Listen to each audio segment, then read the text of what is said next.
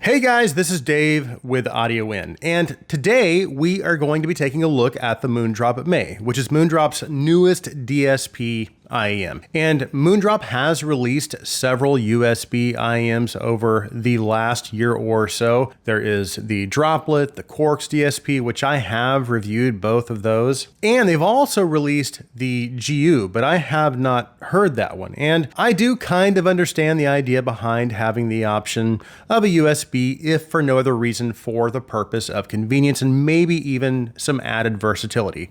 But I have to be honest, I don't know that I've fully bought into it yet.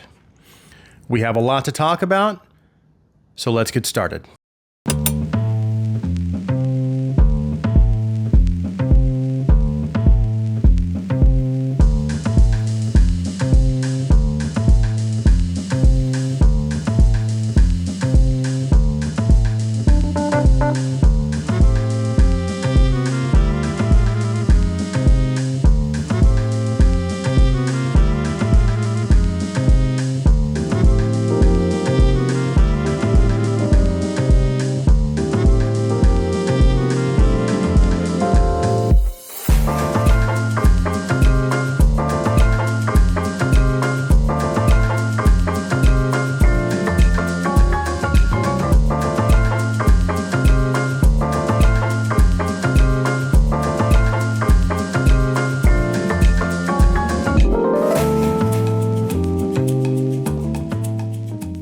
Okay, now as far as what's included in the box with the May, you get the IEMs and cable, of course. They also include a very nice case. It's the same case that's included with the Aria 2. And then we have a small assortment of tips. As for the price, specifications, and design, the May comes in at $65. And it has a hybrid driver configuration consisting of one dynamic driver and then one planar driver. The drivers are housed in a 3D printed medical grade resin shell, and it seems to be of fairly high quality, especially for this price range. It's pretty light, so I don't feel the weight in my ears, and I haven't had any issues with fit or discomfort either, although the nozzle is a little on the larger side. And while it doesn't seem to affect the fit or comfort, at least not with my ears, I did have a very difficult time trying to get the included tips to fit on the nozzles, and I was not successful. So I ended up trying a couple of my other favorite tips, the Dividus Velvet tips and the SpinFit W1s, which both worked great.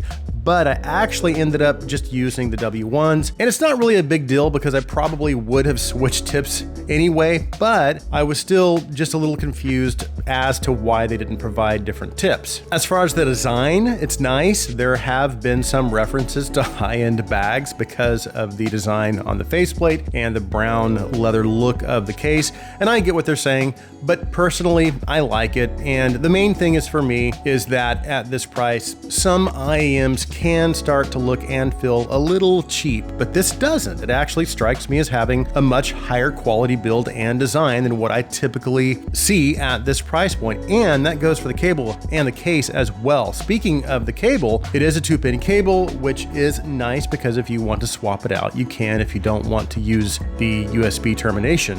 And I just swapped it out with the cable that came with the Aria 2 since they are almost identical, and it comes with interchangeable 3.5 and 4.4 terminations. Not that it made any significant difference in the sound, but I still wanted to at least try it. And I will talk more about that in the sound segment of the review. Speaking of which, let's go ahead and move on to the sound.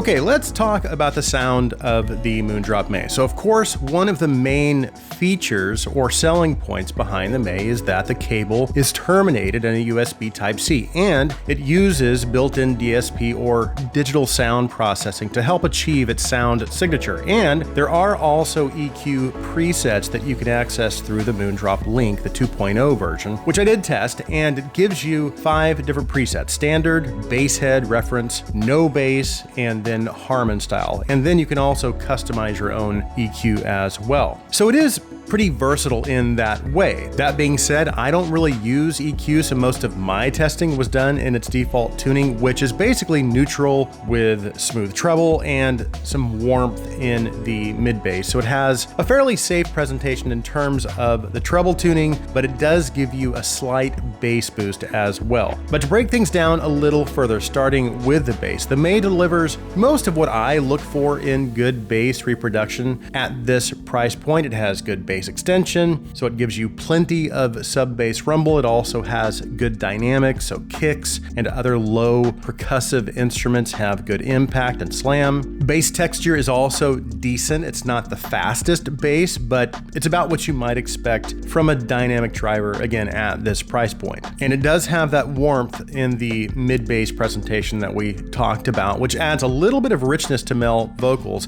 but it also does sacrifice a little in terms of low mid-range clarity. Honestly though, it's not that bad, and the transition from the mid-bass into the mids is actually controlled pretty well for the most part in terms of its tuning. That being said, we are still talking about a budget set, so you do have to kind of temper your expectations accordingly. The mid-range is also tuned pretty good in terms of how naturally it presents instruments and vocals. It's not the most detailed mid-range, but I wouldn't say it's necessarily any worse or better than your average IEM in this price range. And the main thing for me is that it has an adequate amount of detail, which it does, but mainly that it keeps things natural, and it does do that quite well. And the way they approached the tuning of the upper mids or ear gain region is also partly to credit for its natural presentation as well. Vocals maintain good energy and keep the listener's focus, but they aren't too forward either, so they're not in your face. So up to this point, things look pretty good in terms of the May, not straying too far from my personal tuning preference. Now, where I started to notice things deviating a little is in the treble tuning. It's just a little too smooth for me, and it is what I would consider even maybe to be a little bit dark. So that's a good thing if you are treble sensitive, but for me personally, it's lacking in terms of that needed treble energy to fully bring everything back into balance and to reveal some much needed treble detail and micro detail. Now, I should clarify, there is enough treble to keep it from sounding overly veiled or muffled, but I just wish it had a little bit more. And to me, what's missing is just a little bit of that cymbal strike energy and hi-hat sizzle. But beyond that, the upper treble is also just a little too rolled off as well. So it's not really giving me the air or the shimmer that I like to hear. Not that it's completely missing, it's just, again, I wish it had a little bit more. Now, as for its technical performance, it's just okay. So we already talked about it not having great mid-range and treble detail. It's acceptable for the price, but it's not going to be really able to compete with the Oranos, Cadenza, or even the Jazeer Clear, in my opinion. And as far as the soundstage, it's also a little more on the intimate side. Instrument separation is pretty decent though, but still just about what you might expect for this price point. Now, I haven't talked about the cable swapping yet, so I do like that the May has 2-pin connectors because it's nice to be able to swap the cable out in case you want to try a source that maybe doesn't have a Type-C output. However, I honestly did not really hear any significant change in the sound, either in terms of tuning or in terms of improved technical performance. So while it is convenient, again, it doesn't really offer any improvements in terms of sound performance. So to summarize my experience with the May, I like the tuning for the most part. The bass is pretty clean, dynamic. The mids are nice and natural sounding, but it's definitely lacking in its treble energy and also in its ability to reveal detail and micro nuances. And again, I'm comparing it to the Oranos, the Clear, and the Cadenza because those are kind of my top 3 in this price range right now. Now, I can appreciate its bass presentation. Its mid-range is also very natural sounding. Its presentation overall is very nice and smooth. And again, this might be a great option for those who are a little more treble sensitive but prefer a neutral style tuning. And I also like the May's versatility as far as it having the option to choose between a USB or a standard 3.5 or balanced termination.